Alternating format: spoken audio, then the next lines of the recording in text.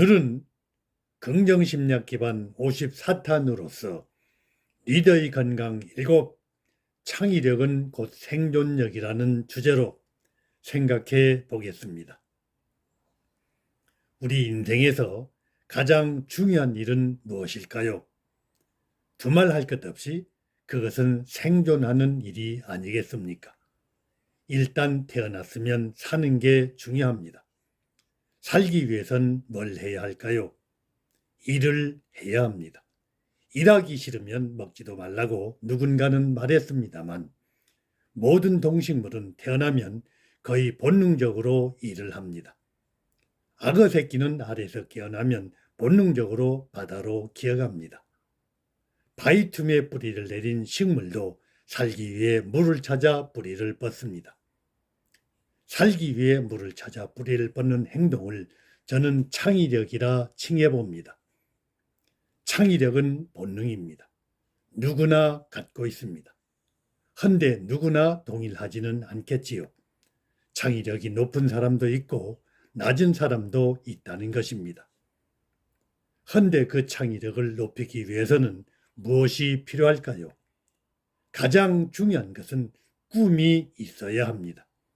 꿈을 가지면 자동적으로 창의력은 높아집니다. 마치 현대그룹 창업주 고 정주영 회장처럼 설레는 마음으로 새벽 3시가 되면 일을 하고 싶어서 저절로 눈이 떠진다고 했답니다. 꿈이 있었기 때문이죠.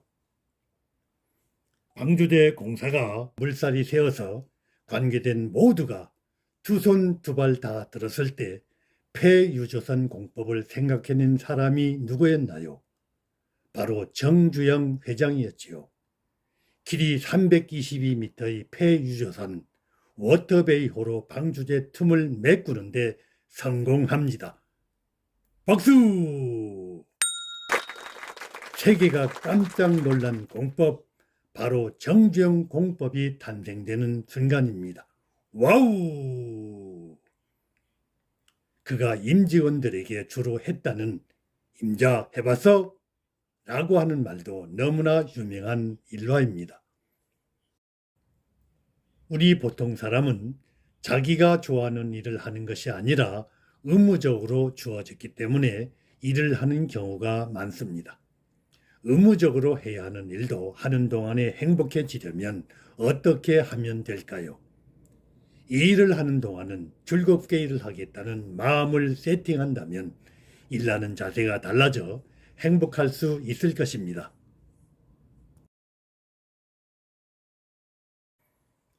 창의력에 도움이 되는 문제를 말씀드려 보겠습니다.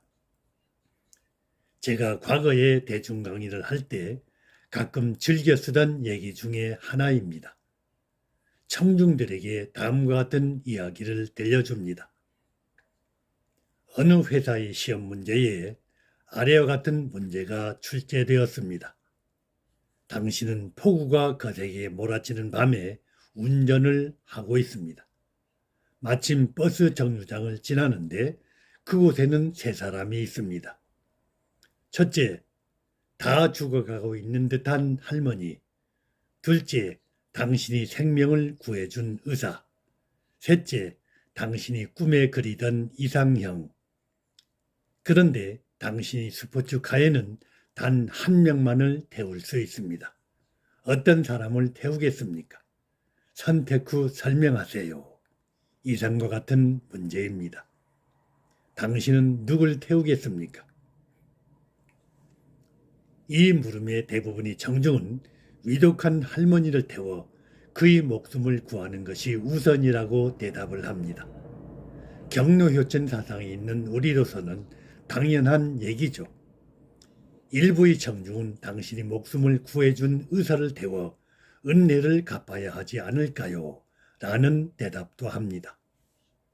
그러나 이 기회가 지나고 나면 정말로 꿈에 그리던 이상형을 다시는 만나지 못할 수도 있습니다. 여하간에 300명이 경쟁을 제치고 1등으로 채용된 사람이 써낸 답은 뭘까요? 여러분이 생각과 어떻게 다른지 비교해 보십시오. 1등으로 채용된 명답은 이렇습니다. 의사 선생님께 제 차의 키를 드려서 그분으로 하여금 편찮은 할머니를 병원에 모셔가도록 하면 일시에 정류장에 있던 두 분을 안전하게 모시는 셈이 됩니다. 이제 정류장에는 세 분 중에 한 분만 남았습니다. 누가 남았죠? 꿈에 그리던 이상형만 남았습니다. 나는 의사 선생님께 제 차 키를 드렸기 때문에 나는 내 스포츠카에서 이미 내렸습니다. 그리고 그들은 떠났습니다. 이제 그 여인과 나 둘만 남았습니다. 우리는 어떻게 할까요? 답은 자명합니다. 내가 그토록 찾던 그 이상형과 함께 데이트를 즐깁니다. 와우, 그레이트! 여러분의 생각과 같은가요? 다른가요? 좀 차이가 있나요? 1등으로 써낸 이 답은 제가 생각해도 멋진 답인 것 같습니다. 현실적으로 정류장에 있던 세 사람 모두를 만족시키는 최고의 답이라고 생각하니까요. 이렇게 우리는 어떤 상황에서도 우리의 편견을 타파하거나 전환함으로써 그 상황에서 최선의 답을 찾을 수 있지 않을까 합니다. 이게 바로 창의력이 아니겠습니까? 동시에 생존력이라고 할 수도 있겠지요. 결국 이런 발상은 나도 좋고 남도 좋은 윈윈 철학을 기반으로 할 때 나온다고 생각하는데 동의하십니까?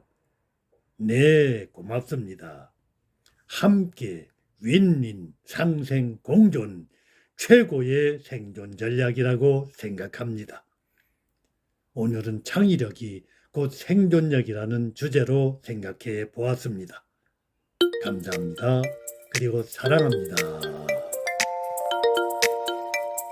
당신이 최고야.